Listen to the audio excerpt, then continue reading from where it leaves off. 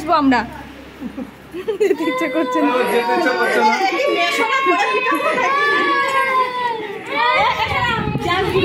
ইমা নাটক করা কান্না করছে।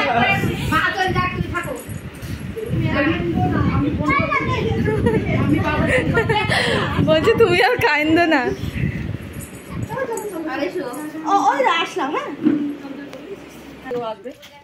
ফোন করলে চলে আসবে। এদিক তাকা, এদিক তাকা। বাড়ির পাশে ঘুরে আসছে নীল